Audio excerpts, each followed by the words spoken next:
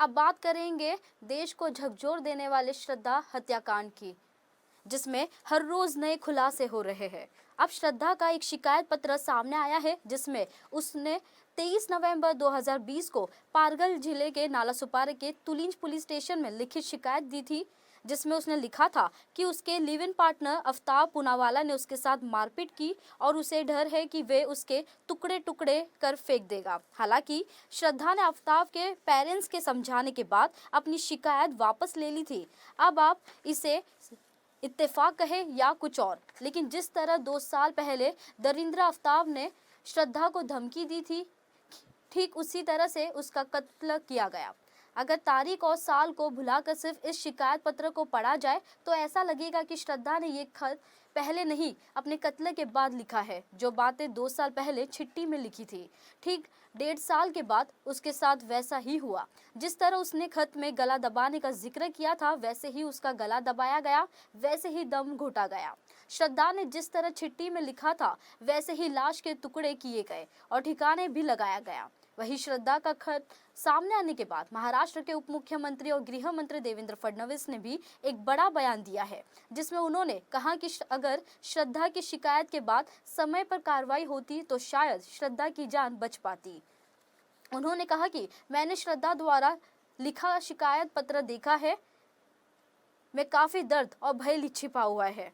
Media के समक्ष महाराष्ट्र के उप मुख्यमंत्री ने साफ साफ कहा है कि इस मामले में जांच कराएंगे कि आखिर लेटर पर कार्रवाई क्यों नहीं हुई थी। इसके अलावा भारतीय जनता पार्टी के प्रवक्ता और विधायक राम कदम ने भी श्रद्धा के मामले में महाराष्ट्र की पूर्व सरकार यानी उद्धव सरकार पर हमला बोला और कहा कि महाराष्ट्र के पूर्व मुख्यमंत्री उद्धव ठाकरे को श्रद्धा से माफी मांगनी चाहिए। हालांकि इस शिकायत पत्र पर पुलिस की तरफ से भी एक बयान आया है, जिसमें कहा गया है कि उस समय जो कार्रवाई हो सकती थी पुलिस की तरफ से की गई थी और शिकायतकर्ता ने अपनी कंप्लेंट वापस ले ली थी, जिसके तहत पुलिस ने एक अंडरस्टैंडिंग लेटर भी बनाया था। देखिए, वो पत्र मेरे पास भी आया है, मैंने उसको देखा है। बहुत सीरियस पत्र है। उसके ऊपर क्यों कार्रवाई नहीं हुई, इसकी जांच हमको करनी पड़ेगी।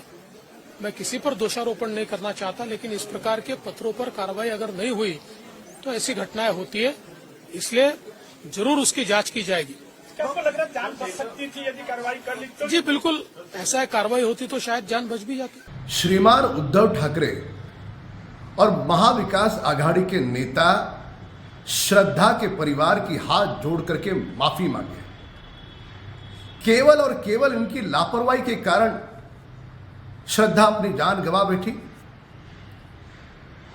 उसने लिखी हुई चिट्ठी की यदि जांच होती, उसे गंभीरता से वे लेते तो श्रद्धा की जान बच सकती थी। पर चुनावी राजनीति में किसी धर्म के तुष्टीकरण के लिए और वसूली में पूर्णतः उनकी सरकार व्यस्त थी, उस कारण श्रद्धा जान गंवा बैठी। इस मामले में जो भी जरूरी कार्रवाई करनी थी वो कार्रवाई पुलिस की तरफ से की गई है। जो अर्जी दी गई थी, अर्जी के ऊपर में जांच हुई है।